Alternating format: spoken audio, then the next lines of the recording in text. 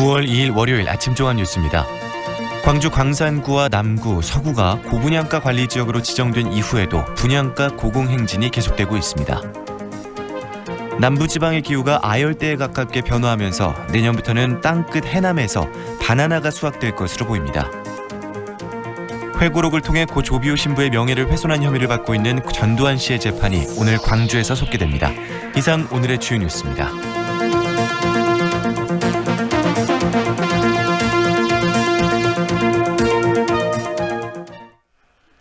광주의 아파트 분양가가 급등하자 지난 7월 주택도시보증공사는 광산구와 남구, 서구를 고분양가 관리지역으로 지정했습니다. 하지만 이후에도 분양가 고공행진이 계속되고 있어서 한 번 올라간 분양가를 잡기가 역부족이라는 지적이 나오고 있습니다. 이재원 기자입니다. 재건축이 진행되고 있는 광주 염주 주공아파트. 고분양가 관리지역으로 지정된 뒤 이를 적용받는 첫 번째 분양으로 관심을 모았지만 분양가는 시장의 기대에 미치지 못했습니다. 주택보증공사와 협의된 일반 분양가는 3.3제곱미터당 1,470만 원으로 확장비와 중도금 이자를 포함하면 1,500만 원을 웃돌 것으로 예상됩니다.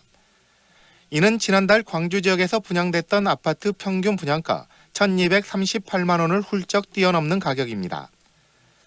200만 원, 150만 원. 대한주택보증공사 관계자입니다. 네. 그래서 저희가 네네. 나름대로 효과가 있다고 생각합니다. 먼저 분양됐던 아파트 단지가 영향을 미쳤다는 의미로 해석되는데 고분양가 관리지역으로 지정되기 직전 수킬로미터 떨어진 화정동에서 3.3제곱미터당 최고 1,700만 원까지 분양됐고 이게 가이드라인처럼 인식됐다는 얘기입니다. 바로 이런 점 때문에 부동산 전문가들은 고분양가 관리지역 지정으로는 분양가 인상을 억제하는 효과를 보기 어렵다고 말합니다. 조례 부분들이 거의 지금 없거든요. 부동산 컨설턴트 정진석 이런 부분들을 대표입니다. 통해서 좀 적극적으로 그 신규 분양 가격에 대해서 억제를 할 수 있는 방법들을 자치단체 내부에서도 좀 찾아야 되지 않을까. 최고가에 근접해 가격이 결정되고 있는 아파트 분양시장. 한 번 치솟은 분양가를 잡기에는 고분양가 관리지역으로 역부족이라는 사실을 보여주고 있습니다. MBC 뉴스 이재원입니다. 국가보안시설인 영광 한빛원전 상공에 드론으로 추정됐다는 물체가 나타났다는 신고가 접수돼 군과 경찰이 수사에 나섰습니다. 영광경찰서 등에 따르면 지난 29일 밤 8시 30분쯤 한빛원전 후문 인근 상공에서 드론으로 추정되는 물체를 원전 근무자가 발견하고 군부대와 경찰에 신고해 수사를 벌이고 있다고 밝혔습니다. 원전은 국가보안시설로 주변 3.6km 이내는 비행 금지 구역, 18km 이내는 비행 제한 구역으로 지정돼 있습니다. 회고록을 통해 고 조비오 신부의 명예를 훼손한 혐의를 받고 있는 전두환 씨의 재판이 오늘 다시 열립니다. 광주지법에 따르면 오늘 오후 2시 201호 법정에서 열리는 전 씨의 형사재판에 고 조비오 신부의 조카인 조영대 신부가 나와 당시 조비오 신부의 행적과 발언 등을 진술할 예정이며 5.18을 연구해온 교수와 당시 육군항공대 군인 등도 증인으로 출석할 예정입니다. 지난 5월부터 지금까지 열린 재판에서 시민 15명이 증인으로 나와 80년 5월 당시의 헬기 사격을 증언했습니다. 추석 명절을 앞두고 광주시가 귀성길 교통사고와 벌초 작업 시 벌쏘임 사고에 주의해 줄 것을 당부했습니다. 광주시는 지난해 추석 명절 기간 동안 광주에서 70건의 교통사고가 발생해 90여 명이 부상을 입었고 3건 가운데 2건은 안전운전 불이행으로 사고가 발생했다고 밝혔습니다. 또 지난 2014년부터 5년 동안 발생한 벌쏘임 환자 7만여 명 가운데 절반 이상이 8월과 9월에 집중됐다며 벌초 작업에 주의를 당부했습니다. 남부지방의 기후가 아열대에 가깝게 변화하면서 농작물 재배 지형도 바뀌고 있습니다. 땅끝 해남에서는 내년부터 바나나가 수확될 것으로 보입니다. 양현승 기자의 보도입니다. 따뜻한 땅끝 해남군에서도 가장 포근한 남쪽 마을. 높이가 7m에 이르는 대형 하우스가 눈에 띕니다. 바나나 나무는 심은 지 한 달 만에 어른 허리 높이까지 자랐습니다. 내년이면 땅끝 바나나가 처음 수확될 예정입니다. 벼농사를 비롯해 배추와 고추, 양파 등 평생 농산일만 했던 70대 농부는 열대작물에 마지막 승부수를 던졌습니다. 일반 농사보다는 이제 바나나 나이 재배 먹어가지고 농민 훨씬 신용균 쉬울 씨입니다. 것이다. 그리고 소득면도 괜찮을 거이다. 그래서 지금 시도를 한번 해보는 거예요. 해남군이 바나나 시험 재배를 시작한 건 3년 전. 4가지 종류의 바나나를 3년 동안 키우며 육지 아열대 기후에서 키우기 적합한 품종을 찾아왔습니다. 제주도에서 주로 재배하는 송키밥 바나나를 전략 품종으로 낙점하고 농가 보급을 본격 시작했습니다. 중부 내륙 쪽하고는 해남군 교류가 원예 있기 작물팀장 때문에 김대성 씨입니다. 남방비라든가 이게 경쟁력이 이게 남쪽 지방이 훨씬 더 경쟁력이 높다고 보거든요. 특히 남방비 부분에서 패션 프루트, 애플망고, 파인애플, 용과, 파파야, 아스파라거스, 올리브, 커피까지 헤아리지 못할 만큼 다양해진 아열대 작물들이 농가에서 재배되고 있거나 시험 재배를 마치고 수입산을 대체할 날만 기다리고 있습니다. MBC 뉴스 양현승입니다. 이처럼 아열대 작물 재배가 새로운 소득원으로 떠오르고 있지만 마냥 반길 수 있는 상황은 아닙니다. 농업은 날씨에 가장 취약한 산업인 만큼 기후변화에 대응할 정부 차원의 연구가 시급합니다. 최진수 기자의 보도입니다. 충남의 하우스 농가, 황금향, 바나나, 파파야 등 제주와 전라남도를 넘어 충청도에서도 아열대 작물이 재배되고 있습니다. 사과 주산지인 충청도의 사과밭은 앞으로 30여 년 뒤 모두 사라질 것으로 예측됐습니다. 2100년도가 되면 농촌진흥청 한현희 농업연구사입니다. 사과 재배가 적지가 지금 거의 없어진다고. 기후 의존성이 큰 농업을 유지하기 위해 자치단체마다 아열대 작물 재배 시험에 힘을 쏟고 있지만 벽이 높습니다.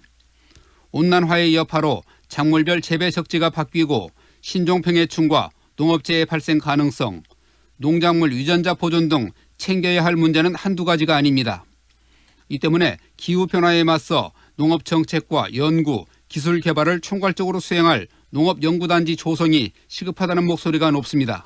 작물 생태 김성현 해남군 농사팀장입니다. 결국 국민 식량의 안정적 공급에 필요한 그 지역으로서 이 기후변화 가장 먼저 연구를 하고 준비를 해 나가야 된다. 기후 변화를 피부로 느끼고 있는 전라남도와 해남군은 일찌감치 아열대 기후에 대응할 농업연구단지의 타당성 조사에 나섰습니다. 정부와 국회는 그러나 농업 분야 기후변화 중장기 대책의 필요성을 수시로 얘기하면서도 별다른 움직임을 보이지 않고 있습니다. MBC 뉴스 최진수입니다. 전국 언론 노동조합이 오늘 포털의 지역 언론 차별 개선 방안을 주제로 정책 토론회를 엽니다.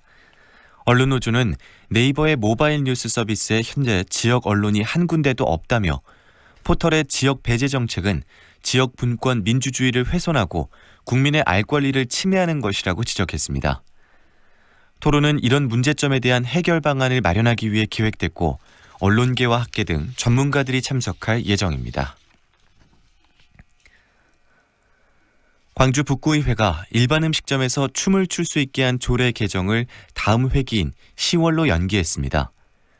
북구의회는 당초 이달 중에 조례 개정안을 발의해서 본의회에 상정시킬 계획이었지만 조례 시행과 지도 감독 과정의 문제를 면밀히 들여다볼 필요가 있다고 판단해 개정안 처리를 연기했다고 밝혔습니다.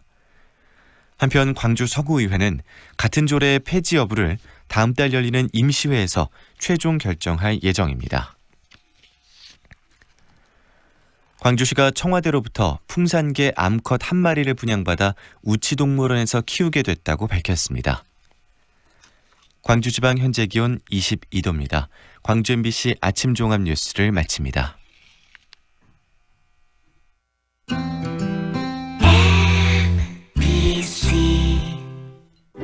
연기자 정동환입니다.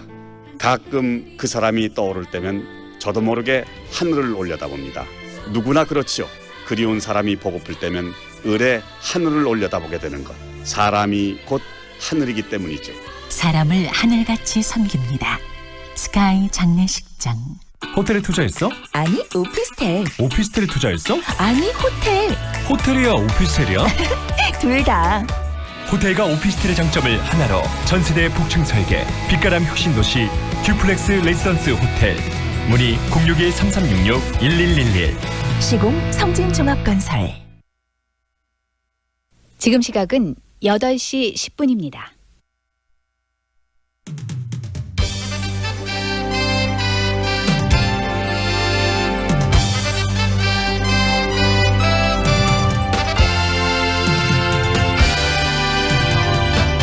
황동현의 시선 집중.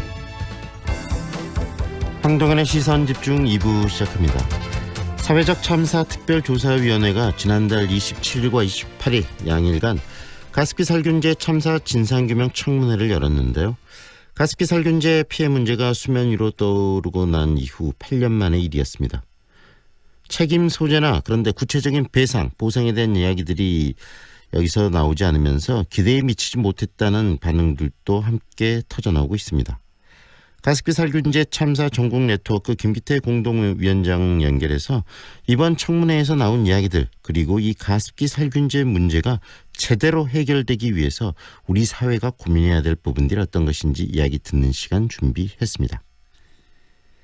요즘 지역 분권 이야기들 많이 합니다.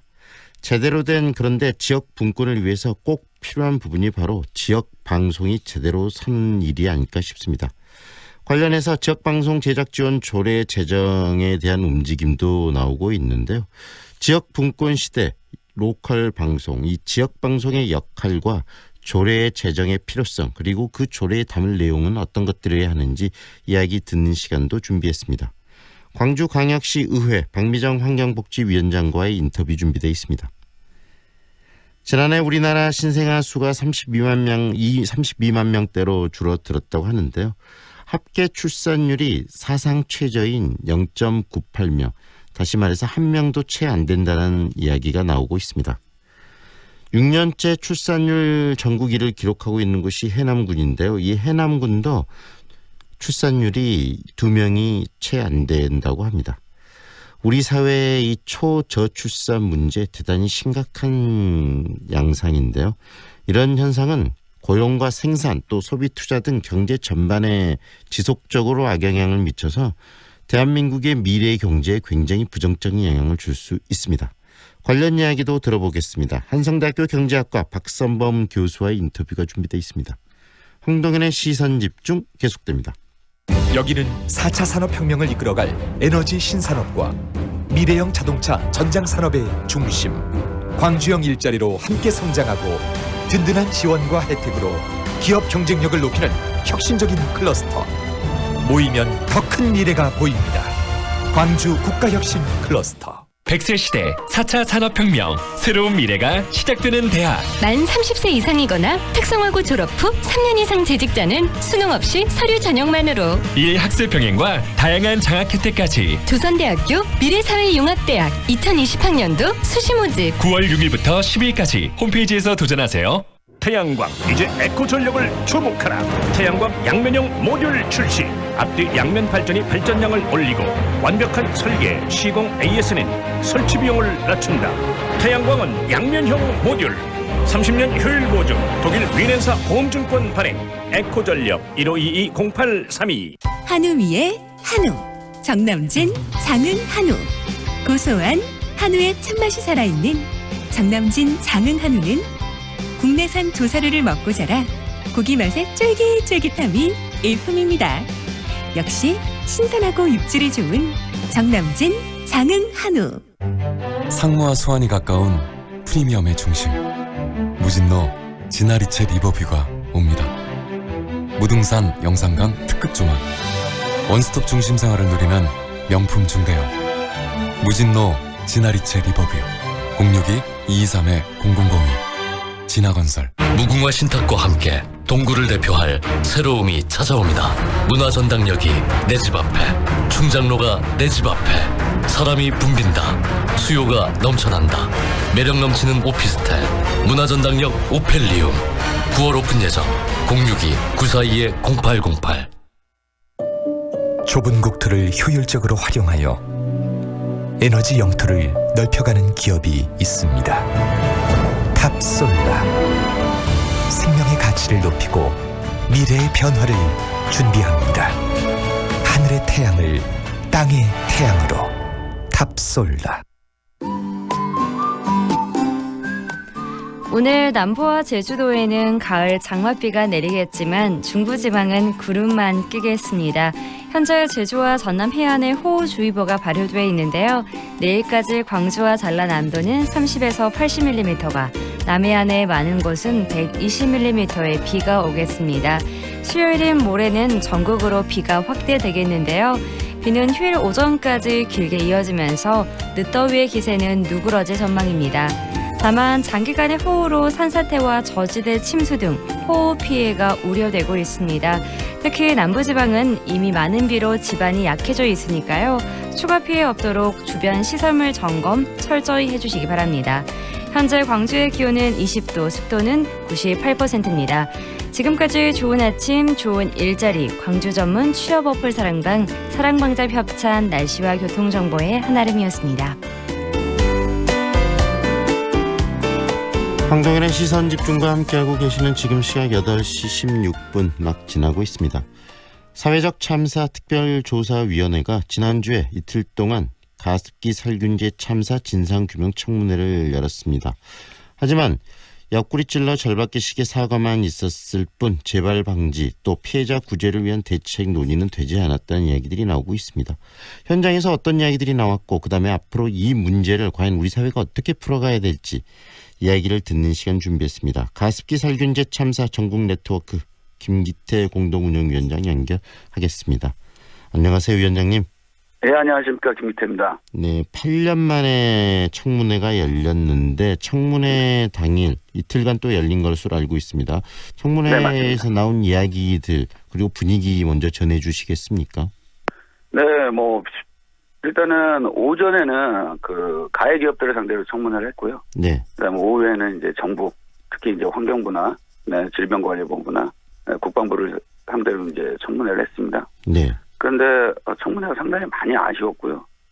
사회적 참사 특별조사위원회에서도 준비를 좀 철저히 했어야 되는데 준비를 철저히 하지 못했다. 특히 이제 오전 청문회 같은 경우에는 이미 검찰이 80명의 가습기 살균제 특별조사팀을 구성을 해서 이미 규명한 게 상당 부분 많습니다. 네. 그런데 이제 그 검찰 조사와 그다음에 언론에서 나온 얘기 이외에 추가적으로 새로운 얘기들이 없었어요. 네. 따라서 제 개인적인 생각에서는 이번에 청문회는 가해 기업을 상대로 청문회 반을 거의 하루를 가해 기업을 상대로 하는 것이 아니라 네. 검찰 수사에서 가장 아쉬웠던 부분인 정부 책임을 규명하는데 좀 더 시간을 할애했어야 되지 않을까라는 생각이 있고, 그리고 피해자들이 가장 원하는 판정기준 단계 철폐, 그다음에 판정기준 완화, 그리고 전신질환 인정해야 된다는 그 당위성에 대해서 네. 좀 더 청문회 시간을 할애했으면 좋겠다, 좋았지 않았을까라는 아쉬움이 있습니다. 다시 말해서 아쉬움이 참 많이 남는 청문회, 그다음에 이 책임의 문제가 제대로 가려지지 않는 청문회였다는 말씀이시네요. 맞습니다. 네. 특히 청문회에 나온 여러 가지 내용들을 보면서 저도 언론에서 이 기업의 그 CEO가 한 말을 듣고 굉장히 당황스러웠었는데 그 CEO가 하는 이야기가 결국은 많은 그런 치명적인 그 화학약품이 들어있는 그런 가습기 살균제를 판매하면서도 국가가 제대로 이것에 대해서 규정이나 이런 것들을 만들지 않았기 때문에 그런 것이다. 모든 책임을 그러면서 국가로 돌리는 모습들을 봤는데 굉장히 무책임하다는 생각이 들었거든요. 또 반대로 8년이 지난 지금까지도 이 문제가 해결되지 않는 것 또한 국가가 제대로 이 문제 해결에 의지가 없는 것이 아닌가 하는 생각이 들어서 총체적으로 우리 피해자분들 그리고 가족들이 너무 힘들겠다는 생각이 들었는데 지난 8년 동안 그 과정도 좀 소개해 주세요. 얼마나 치열한 싸움을 해오셨어요? 네, 저희가 1994년부터 4년도에 SK케미컬이 전신 유공케미컬이 가습기 살균제를 최초로 만들었다고 대대적인 광고를 했습니다. 네. 그 이후 1995년도에 가습기 살균제로 인한 첫 사망자가 발생했고요. 네. 그리고 나서 2006년에 원인 미상의 소아들이 사망했다는 것을 질병관리본부에 병원에서 알렸음에도 불구하고 정부에서는 제대로 조사를 하지 않았었습니다. 네. 그러고 나서 아시겠지만 2011년에 가습기 살균제가 판매된 지 25년 만에 세상에 가습기 살균제 피해자를 정부에서 처음으로 인정한 2011년 8월 30일 날 질병관리본부에서 공식적으로 가습기 살균제 참사로 인한 사망자를 인정을 했고요. 네. 그 이후에도 제대로 수사가 되지 않은 상황에서 아마 아시겠지만 2016년 부터 그 옥시 가습기살균제로 대표되는 가습기살균제 하면 국민들은 다 옥시라고 생각을 하시는데 네네. 옥시는 그냥 SK케미컬의 원료를 받아서 생산 판매한 그냥 네. 가해 기업 중에 하나입니다. 네. 한 기업인데 여간 옥시를 대표로 한 뭐 롯데쇼핑, 홈플러스에 대한 검찰 조사가 이루어졌고요. 네. 2016년 8월 8일 날 가습기살균제 참사 전국 네트워크에서 SK 애경 이마트를 검찰 고발을 했지만 네. CMIT, MIT에 대한 증거 불충분, 그러니까 독성 실험, 독성 결과가 아직 나오지 않았다라는 이유로 네. 증거 불충분에 의한 기소 중지가 된 상태였습니다. 그 이후에도 저희가 뭐 계속적으로 기자회견, 1인 시위, 그다음에 이 가습기살균제 참사를 알리기 위해서 적극적으로 노력을 했고요. 네. 드디어 2018년 11월 27일 날 저희가 SK 애경에 재수사를 촉구하는 고발을 한 이후 2019년 1월 4일 날 고발인 조사를 시작을 해서 1월 15일 날 대대적으로 수사를 하겠다고 검찰이 발표한 이후 8개월 동안 검찰이 가습기살균제 참사에 대해서 조사를 조사했고요. 네. 7월 23일 날 검찰 수사 발표를 끝으로 검찰 조사는 마무리되었습니다. 재판도 받고 그랬는데 청문회가 이렇게 일어난 거죠. 그렇죠. 그리고 재판도 받고 그랬는데 그 과정들을 보면서 8년간의 그 싸움이라고 했지만 실질적으로 이 가습기 살균제를 처음 만들어낸 게 95년이고 그다음에 피해자들이 보고되고 이야기된 것들이 2006년부터라면 정말 오랫동안에 20년이 넘는 그 기간 동안 이런 부분들이 이 국민들의 건강에 그 심대한 영향을 주고 있었음에도 불구하고 그 부분들에 대해서 책임지는 정부 관계자도 없고 또 그런 것들을 생산하고 만들고 또 유통했던 모든 기업들은 거기에 대해서 책임을 좀 회피하고 있는 이 상황, 피해자만 억울한 이 상황들인데 근본적으로 이 문제를 이제는 이런 식으로 지리하게 끌고 갈 것이 아닌가, 우리 사회가 좀 더 관심을 갖고 풀어야 되지 않겠습니까? 네, 맞습니다. 그 옥시 대표가 말한 거는 당연히 공분을 살 말이고요. 정부의 책임이 없다라는 얘기가 아닙니다. 정부의 책임이 반드시 있습니다.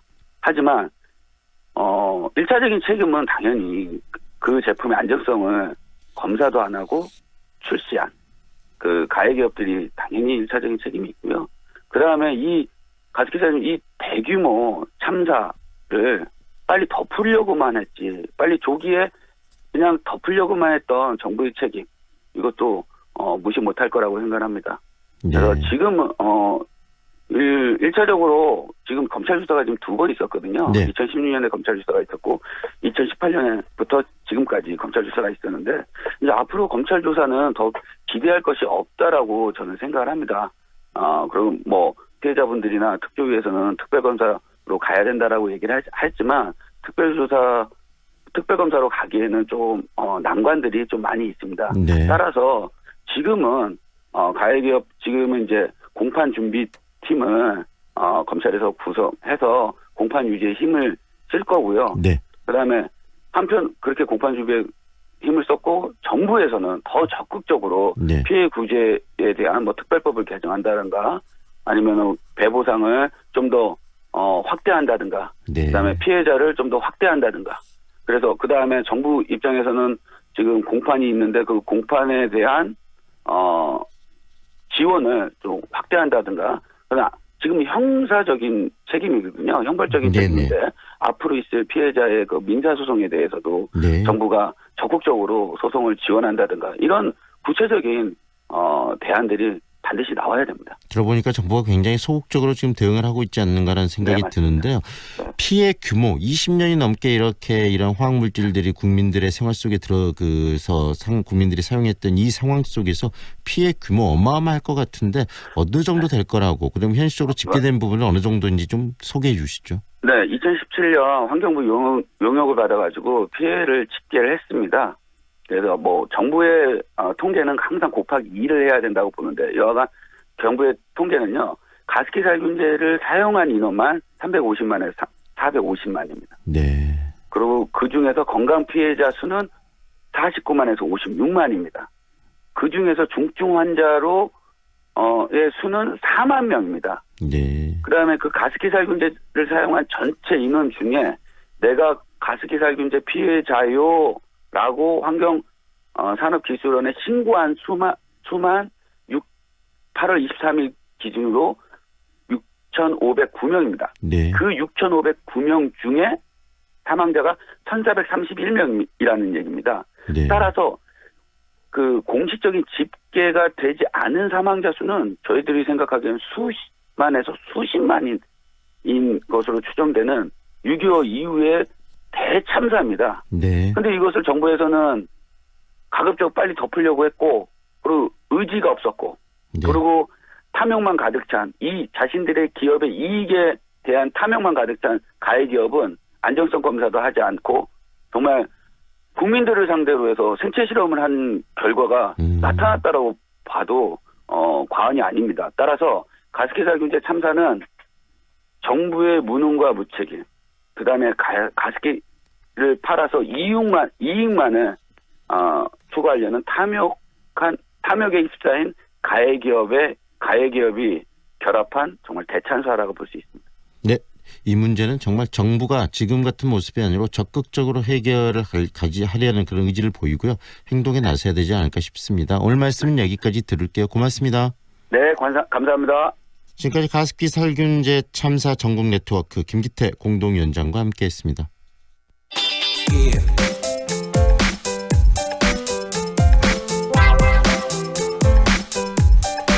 사회 전반적인 수도권 쏠림 현상, 어제 오늘의 일은 아닌데요. 그래서 지방의 분권의 필요성 이야기가 굉장히 많이 나오고 있고요. 또 지방 분권이 제대로 서기 위해서는 지역 언론, 특히 지역 방송의 역할도 중요합니다. 그래서 지역 방송과 관련된 이 지역 방송 제작 지원 조례를 만들어서 제대로 지역 방송의 역할을 하게 하자라는 이야기들이 쏠쏠하게 이야기 나오고 있는데요. 최근에 관련해서 여러 논의들이 있었고요. 또 언론 리디자인 토론회도 열리기도 했다고 합니다. 관련 이야기 듣겠습니다. 광주광역시 의회 박미정 환경복지위원장 연결합니다. 안녕하세요, 위원장님. 예, 안녕하세요. 박미정입니다. 네, 위원장님. 지역 분권, 지방 분권에 대한 이야기 굉장히 많이 나오고 있는데 이 수도권 중심의 이 시스템을 좀 극복하고 지방 분권이 제대로 좀 역할을 해야 될 필요성 있는 거 아니겠습니까? 당연합니다. 우리나라의 어떤 지역방송의 발전 과정을 보면 지역의 독자적 비전이나 전망을 토대로 기획되었다기보다는 네. 중앙 언론의 보완적 대상으로 설립되고 존재해왔던 것이 현실입니다. 네. 그러다가 1980년대 지방자치 논의가 시작되면서 지역 방송의 논의가 되었고요. 네. 1990년대는 이제 지방자치 시대를 맞이하면서 지방 분권 시대를 맞아 지방자치를 위한 수단, 지역 문화의 보완적 방편, 지역 발전의 견인 도구로서 지역 방송의 역할이 굉장히 중요하다라고 하는 논의들은 있어 왔습니다만 네. 그것이 구체적으로 어떻게 지역에서 실행되고 활용될 것인가라고 하는 부분은 잠정적인 상태로 있었던 것이 현실이었습니다. 다시 말하면 지방 분권, 다시 말하면 그 지역이 살기 위해서는 또 언론의 역할들이 굉장히 크고 그래서 방송의 역할에 대한 논의도 함께 있어 왔는데 여러 가지 그 현안들, 그다음에 사회적인 어떤 한계점들 때문에 또 지역 방송의 한계들이 나오고 있는 것도 현실인데요.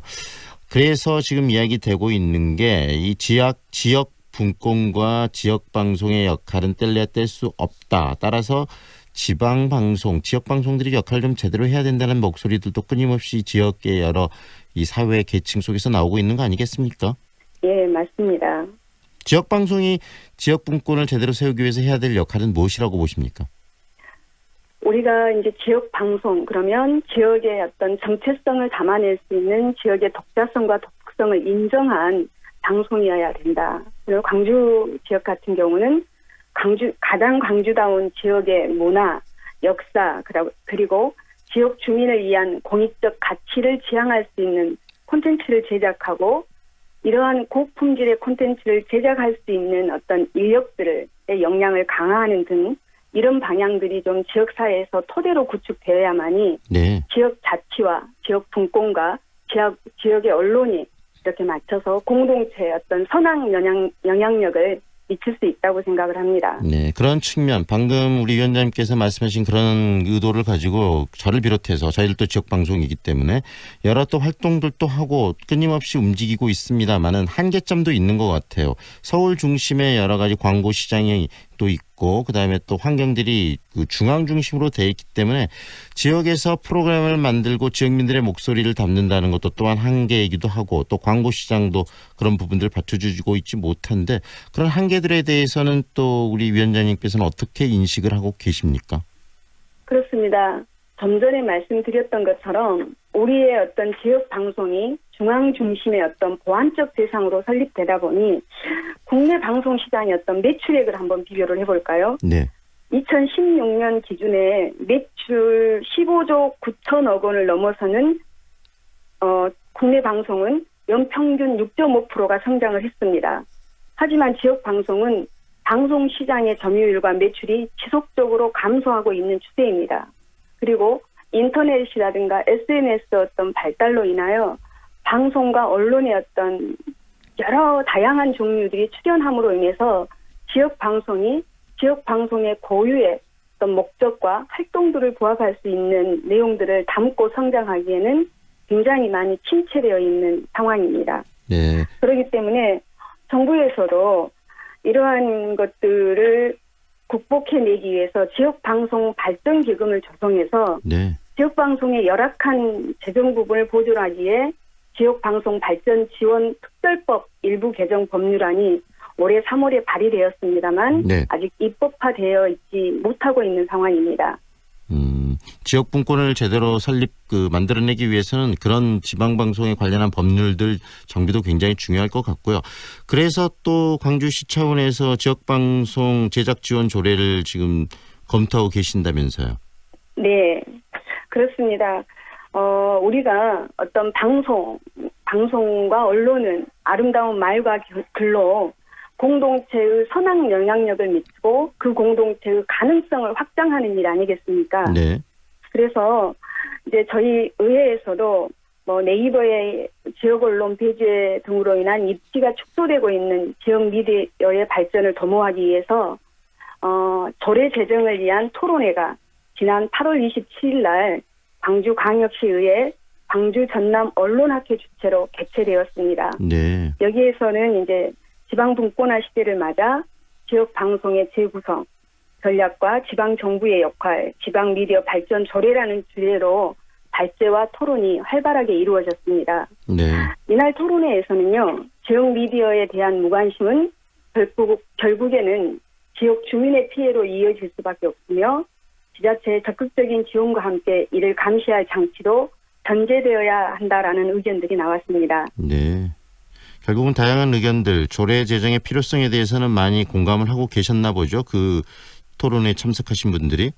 예, 그리고 지역의 어떤 지적 성장을 위해서는 지역 미스미디어가 차지하는 역할이 굉장히 중요하고 네. 이러한 문제들을 자주 그리고 공론회장에서 서로 어떤 이견들을 조정하고 합의해가는 과정이 앞으로 지속적으로 이루어져야 된다라고 하는 부분에 대해서는 충분히 공감했습니다. 네, 광주 지역에서 이제 그런 목소리들을 서로 만들어내고 이야기하고 있는 단계인 것 같은데요. 다른 지역은 어떻습니까? 다른 지역에도 이런 조례 제정에 대한 움직임이 있나요? 네, 전라남도 의회 같은 경우는 지난달에 의회에서 통과 절차를 좀 거치고 있는 과정이고요. 네. 다른 지역에서도 이렇게 의회 차원에서나 내지는 시민단체 차원에서 지역 방송의 질적 성장과 발전이라는 주제로 활발한 논의들이 진행되고 있는 것으로 알고 있습니다. 네, 그렇다면 광주에서 만들어질 광주시의회에서 지금 고민하고 있는 이 조례 담을 내용들 어떤 것들이 담겨야 된다고 생각하세요, 위원장님께서는? 실제로 이제 우리 지역에서는 지역 언론과 방송 등이 지자체의 일정한 범위에서 지원할 수 있는 방안을 적극적으로 검토할 예정입니다. 네. 그러면 지역의 어떤 정체성과 품격 있는 자치력 향상을 위해서도 지역의 어떤 미스미디어의 역할과 기능이 독립적인 감시 견제를 받을 수 있도록 제도적 장치가 필요해 보입니다. 네. 이를 위해서 엄격한 규칙, 심사 기준, 그리고 사후 관리 등이 명분화되어 있고 방송통신위원회 또는 지역 방송발전위원회 등의 기구에서 점제, 감독, 관리할 필요가 있다라고 하는 내용을 담을 예정입니다. 네. 결국은 지역방송의 역할을 제대로 하기 위해서 여러 가지 지원 방안과 함께 지역방송이 가져야 될 또 여러 가지 뭐 견제 시스템 이런 것도 함께 담을겠다는 말씀이시네요. 네네. 네. 그래서 제대로 지역방송의 역할을 하고 또 지역방송이 성장하면서 지역 분권도 함께 커가는 그런 환경들을 좀 만들어 주시기를 바랍니다. 오늘 말씀은 네. 여기까지 들을게요. 고맙습니다. 네. 감사합니다. 수고하세요. 지금까지 광주광역시 의회 박미정 환경복지위원장과 함께했습니다.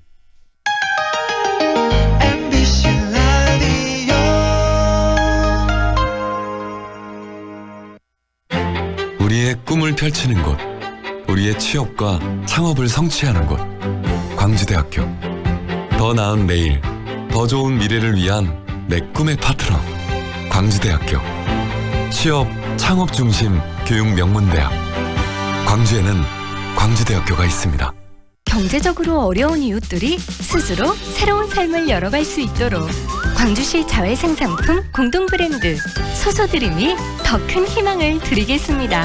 착한 소비로 소중한 나눔을 실천하는 소소드림. 자회사업 참여 이웃들의 아름다운 내일을 응원합니다. 광주광역 자회센터. 4월 7일 장례를 치르신 유족 박상한 님입니다. 엄마 보내고 참 힘들었는데 위로가 많이 됐어요. 3월 4일 장례를 치르신 유족 전승현 님입니다. 덕분에 잘 치렀습니다. 정말 감사합니다. 진정한 위로 남문 장례식장. 명품 엘리체가 드리는 또 하나의 프리미엄 하우스, 광산 엘리체 레이크시티. 숲 3단 핵심 계통을 품은 숲세권 명품 라이프와 특급 개발 호재와 만나는 앞선 미래 가치. 프리미엄의 한 라인을 누리다. 프리미엄 웰테크 하우스, 광산 엘리체 레이크시티. 062-573-4400 서진건설. 93.9 Feelings between the sheets. Why am I caressing my mama's fat knees? 세상을 보는 지역의 눈. 여러분은 지금 황동현의 시선 집중과 함께하고 있습니다. 황동현의 시선집중 3부 시작합니다. 지난해 우리나라에 태어난 출생아 수가 또 감소를 했습니다. 경제협력개발기구 OECD 국가 중에서 여성 한 명이 평생 아이를 한 명도 안 낳는 유일한 나라가 바로 대한민국이라고 하는데요. 정말 심각한 상황이 아닌가 싶습니다. 우리나라의 저출산의 문제 그리고 그 원인은 어디에 있는지 이야기 듣겠습니다. 한성대학교 경제학과 박영범 교수 연결합니다. 안녕하세요, 교수님. 네, 안녕하세요.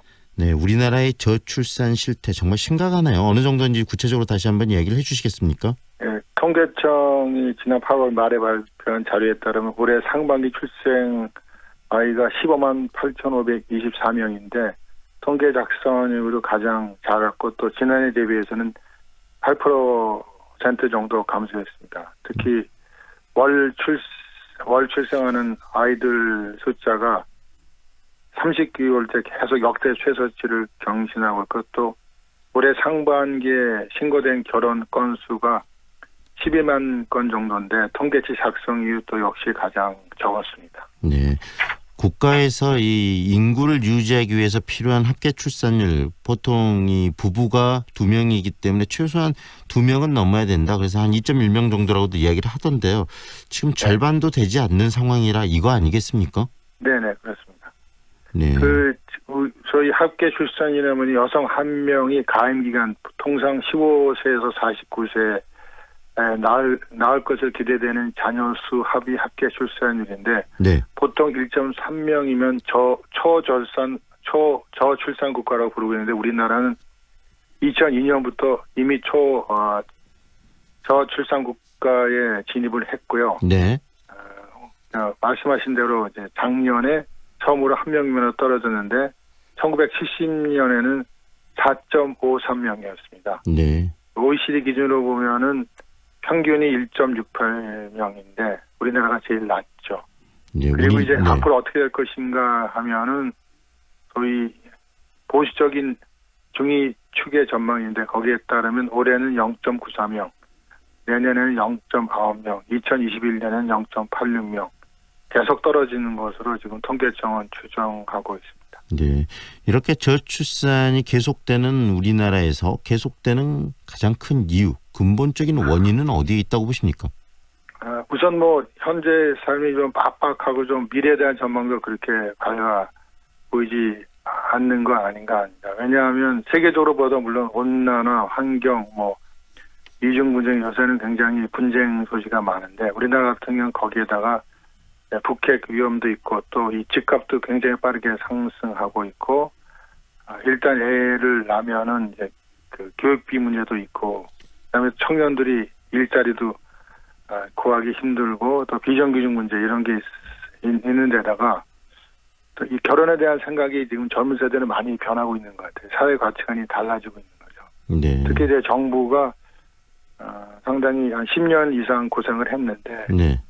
미시적인 대응을 해온 것도 사태를 키웠다고 생각하고 있습니다. 네, 사회가 여러 가지 이 저출산을 만들어낼 수 있는 요인들이 굉장히 늘어났다는 것도 문제지만 방금 지적하신 것처럼 10년 이상 정부가 이 저출산 문제를 해결하겠다고 천문학적인 돈들을 쏟아부었거든요, 교수님.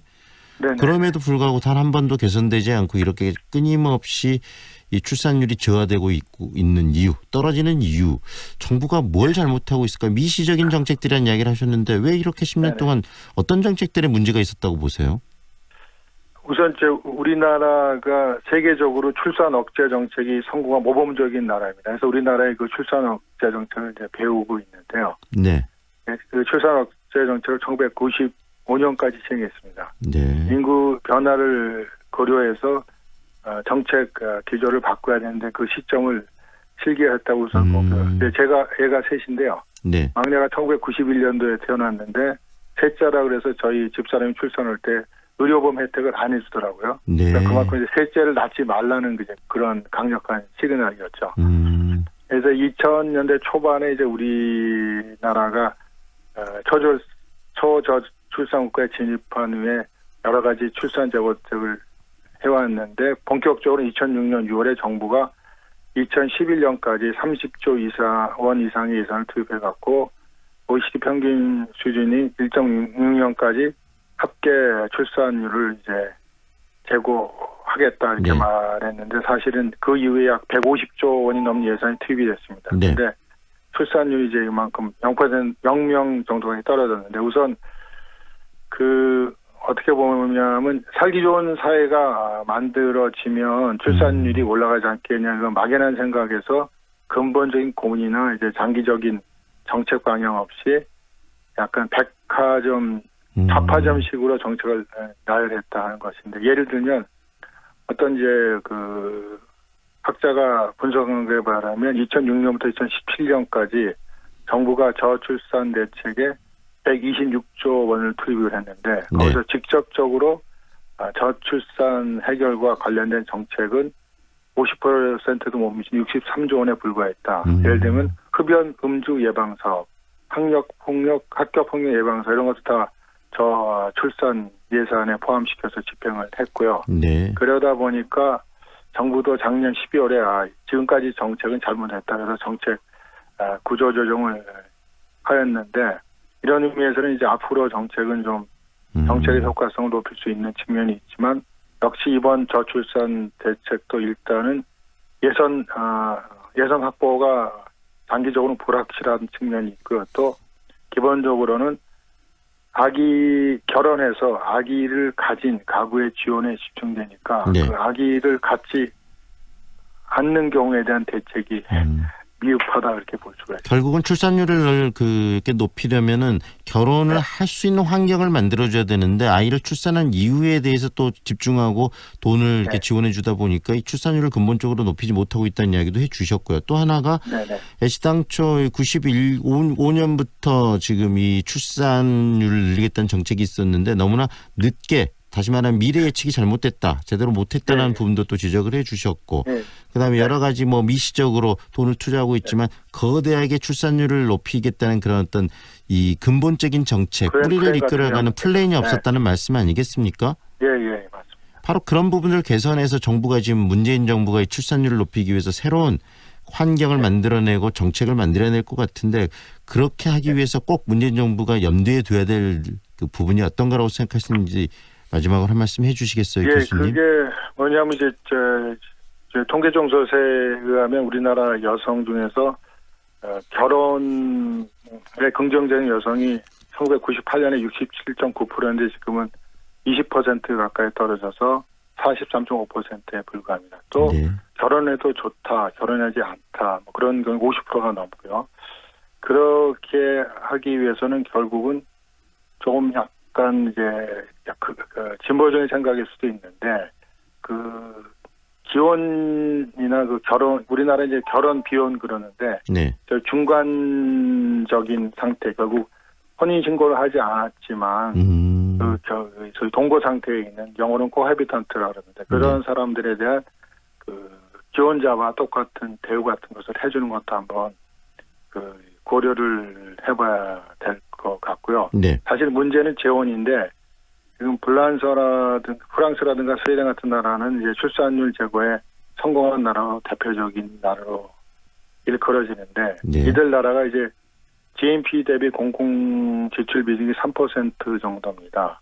OECD 평균이 2%인데 우리나라는 거기에 못 미치고 있죠. 그래서 이게 전체적으로는 공공 지출 비중이 커지면서 세금 부담이 늘어나는 건데 그러면서 국가에서 보다 많은 자원을 이러한 저출산 대책에 집중해서 투입하는 것이 바람직하다 그런 생각입니다. 네, 앞으로 정말 풀어가야 될 이 실태가 너무 꼬여있기 때문에 실태가 현명한 그런 지혜를 가지고 이 출산 정책을 좀 가져가야 될 것 같다는 생각이 드네요. 오늘 말씀 여기까지 들을게요. 고맙습니다, 교수님. 예, 감사합니다. 지금까지 한성대학교 경제학과 박영범 교수와 함께했습니다.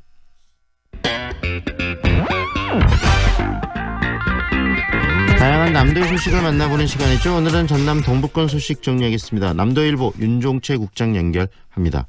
안녕하세요, 국장님.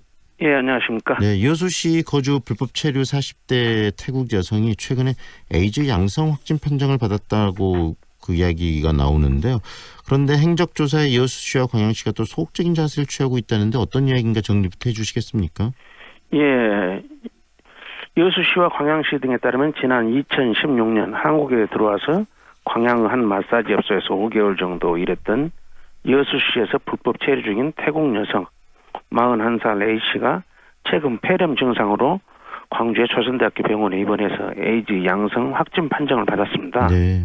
이에 보건당국이 긴급 행적조사에 나서서 그동안 A씨가 어디에 머물렀는지 등의 과거 행적 파악과 마사지 업체에 일할 당시 불법 성매매를 했는지 여부를 조사하고 있습니다. A씨는 입원 당시 병원 측에 자신이 에이즈 양성자임을 밝힌 것으로 알려졌는데요. 현재는 의식불명인 것으로 전해졌습니다.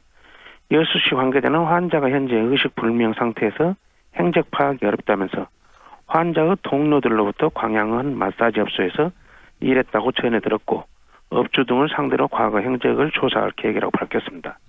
또 광양시 관계자는 에이즈 환자의 경우 모든 정보가 개인정보인 관계로 밝힐 수 없는 상황으로 지금까지 언론에 나온 사실도 환자가 아닌 주변 사람들의 진술로만 돼 있어서 정확한 사실 확인이 어렵다면서 광양에서 일했다는 것도 주변 진술이 아닌 본인의 진술이 있어야 하나 현재 의식불명 상태이기에 역학조사 등 보건소에서 확인할 수 있는 사실은 현재로서는 없다고 밝혔습니다. 네, 지역 주민들이 좀 불안해할 것 같으니까 좀 제대로 적극적으로 이 여수시 그리고 광양시가 좀 나섰으면 좋겠네요.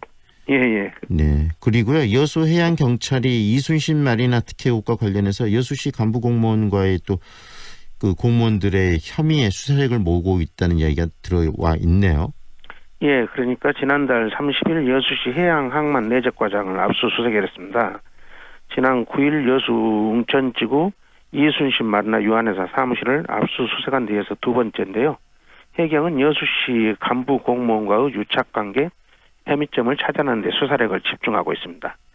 여수경은 지난 26일 광주지방법원 순천지원 영장 담당 판사로부터 압수수색 영장을 발부받아서 30일 날 우선협상 대상 사장 특혜와 함께 여수시 해양만 내적과장의 휴대전화 등을 압수수색했습니다.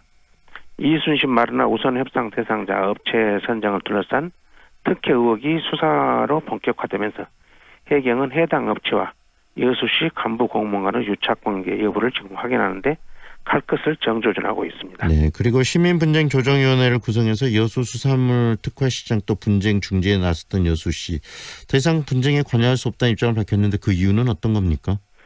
예, 여수시는 상인회가 공고안에도 없는 상인회 사무실 운영과 시설물 관리 비용도 관리비에서 상계에 처리해달라. 여수시는 소송에 개입하지 말고 상인들을 아케이드에 입점시켜달라는 등 무리한 주장을 하고 있다면서 여수시는 상인회의 주장을 권고안 수용 거부로 간주하고 더 이상 양측 분쟁에 관여하지 않기로 방침을 정했다고 지난 29일 밝혔습니다. 네. 그렇지만 상인회에서 입장을 바꾼다면 당장이라도 영업 재개를 추진할 계획이라는 희망 섞인 여지를 남겼습니다.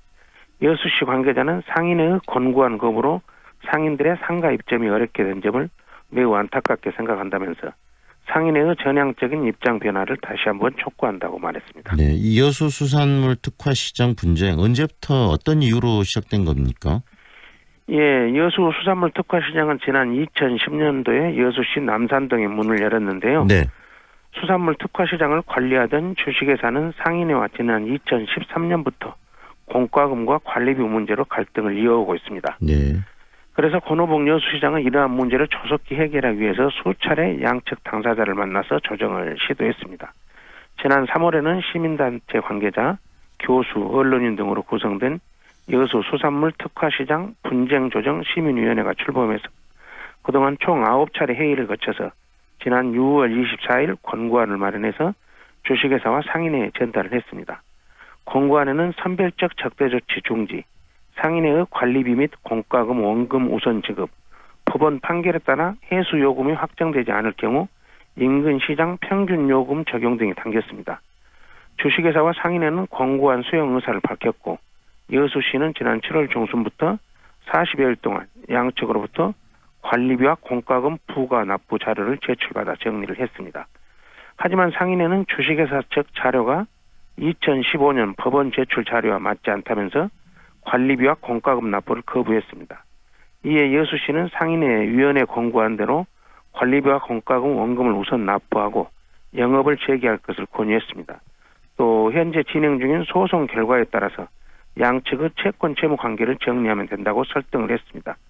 하지만 상인회는 지난 21일 여수시청 브리핑룸에서 기자회견을 갖고 권고안 거부 입장을 되풀이했습니다. 네, 갈등이 심각하네요. 오늘 네. 말씀은 여기까지 들을게요, 국장님. 고맙습니다. 예, 감사합니다. 지금까지 남도일보 윤종채 국장과 함께했습니다. 9월의 시작부터 길고 긴 장맛비 예보가 들어와 있습니다. 오늘은 제주와 남부지방에만 비가 내리겠고요. 내일은 충청 지역에 그리고 모레에는 전국으로 확대되겠습니다. 현재 제주와 전남 해안에 호우주의보가 발효돼 있는데요. 주 후반까지 많은 양의 비가 내릴 전망이라 미리미리 서둘러서 대비를 해주셔야겠습니다. 내일까지 광주와 전라남도는 30에서 80mm가, 남해안의 많은 곳은 120mm의 비가 오겠습니다. 북쪽에서 내려온 차고 건조한 공기와 남서쪽에서 들어오는 상대적으로 따뜻하고 습한 공기가 힘겨루기를 하면서 정체 전선이 만들어지게 된 건데요. 이번 가을 장마는 이번 주까지 길게 이어지겠습니다. 내일과 모레에는 제주와 남부지방에 집중되겠고요. 모레에는 서쪽 지방에 강하게 오겠습니다. 현재 광주의 기온은 20도, 습도는 98%입니다. 지금까지 좋은 아침, 좋은 일자리, 광주 전문 취업 어플 사랑방, 사랑방자 협찬 날씨와 교통정보의 한아름이었습니다. 태양광 설계, 시공 전기안전 관리까지 한전의 에너지스타 기업 에코전력, 해외 직접 투자 유치, 대규모 태양광 단지 수주 계약, 해외에서도 인정받는 에코전력, 앞선 기술로 내일의 태양광을 만듭니다. 재생에너지 전문기업 에코전력. 프리미엄 대형 SUV의 모든 기준 집 그랜드 체로키 9월 최저 4,930만 원에 리미티드 3.6 가솔린 모델부터 50대 한정 리미티드 X 에디션까지 놓칠 수 없는 절호의 기회. 지금 지프 전시장으로 문의하세요. 광주 남구에 8년 올 전세 아파트가 공급된다는데 만 19세 이상 무주택자면 청약통장 없이 가능하대. 8년 동안 이사 걱정도 없고 세금 걱정도 없고 단지 주변 공원과 스마트 시스템으로 쾌적하고 편리한 생활까지. 남구 도시첨단 남해온해뜨 10월 오픈 예정 062-382-0024 남해종합건설. 좁은 국토를 효율적으로 활용하여 에너지 영토를 넓혀가는 기업이 있습니다. 탑솔라. 생명의 가치를 높이고 미래의 변화를 준비합니다. 하늘의 태양을 땅의 태양으로. 탑솔라. 지역 중소기업의 해외 진출. 광주 상공회의소 FTA 활용 지원센터와 함께하세요. 상담, 교육, 컨설팅, 원산지 증명부터 사후 검증까지. 문의 350-5887. 검색창에 광주 FTA 센터를 입력하세요. 이사님, 이사는 어디가 좋은가요? 당연히 OK 익스프레스죠. 일반 이사 및 포장 이사, 그리고 사무실 이사까지 고객이 OK 할 때까지. 공짜 전화 080-383-1000번. 저렴한 가격에 서비스는 만족입니다. OK 익스프레스. 080-383-1000번. 마음교육을 선도하는 광주여자대학교가 2020학년도 수시 신입생 모집을 실시합니다. 신입생 100% 장학금 개인별 차등 지급. 수시 접수 9월 6일부터 10일까지. 080-950-0114 커리어우먼 사관학교 광주여자대학교. 이대리를 불러 숫자 2만 눌러 062 둘둘둘에 둘둘둘둘 이대리 대리운전 062 누르고 2번만 읽어봐. 이대리 대리운전 눌러 062 둘둘둘에 둘둘둘둘 이대리 대리운전. 황동현의 시선집중이 준비한 내용은 여기까지입니다. 지금까지 연출 황동현, 구성 최은영, 박소희, 기술 최상혁, 그리고 진행의 황동현 PD였습니다. 오늘도 함께해 주셔서 고맙습니다.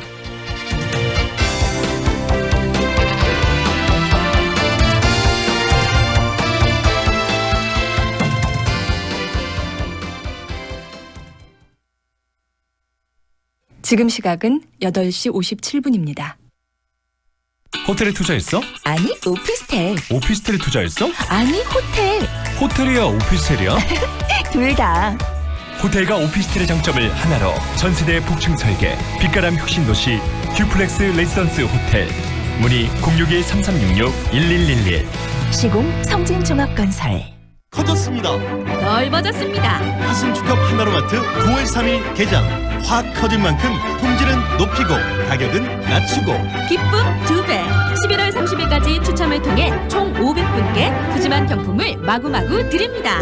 화순고와 가까운 하순축협 하나로마트 9월 3일 개장. 이번 추석에 놓치면 후회한 중요한 소식. 2019 우수 중소기업 제품 농특산물 추석맞이 선물 박람회. 개그우먼 김부아입니다.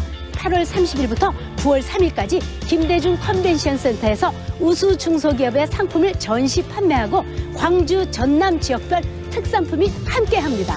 만여 개의 제품을 직접 보고 저렴하게 구매하고 다양한 볼거리와 푸짐한 경품까지 함께합니다. 이번 추석 선물은 추석맞이 선물 박람회에서 미리 준비하세요. 9월 13일 추석 우수 중소기업 제품 농특산물 추석맞이 선물 박람회. 광주 MBC가 후원합니다. 올해 첫 삽을 뜨는 광주 도시철도 2호선. 그 중심엔 시민들이 있습니다. 지난 2002년부터 16년 동안 계속된 찬반 논쟁 끝에 시민참여 공론화로 해법을 찾았습니다. 공론화위원회와 시민참여단이 꾸려지고 모든 과정에 시민들이 직접 참여해 충분한 토론과 협의를 거쳐 결정을 이끌어냈습니다. 광주 도시철도 2호선 공론화 과정은 수기민주주의 모범 사례로 손꼽힙니다. 도시철도 2호선 문제는 우리의 일상적 삶과 관련된 문제고 이것을 공직자나 전문가뿐만이 아니라 일반 시민들이 참여해가지고 결정의 주체가 되었다는 점, 이것은 향후 지방 분권이 강화되는 측면에서 우리 시민들의 어떤 참여와 책임 정신을 고취시키는 좋은 기회였다고 생각을 합니다. 주민 스스로 만들어가는 지방자치 시대, 광주 전남이 열어갑니다. 광주 MBC 연중 캠페인 지방의 힘이다. 이 캠페인은 광주 서구, 광주은행과 함께합니다.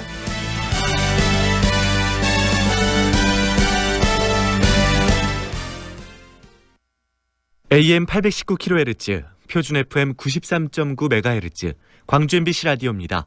HLCN. 친구처럼 다정한 연인처럼 MBC 문화방송. 여러분의 다정한 친구 광주문화방송이 9시를 알려드립니다.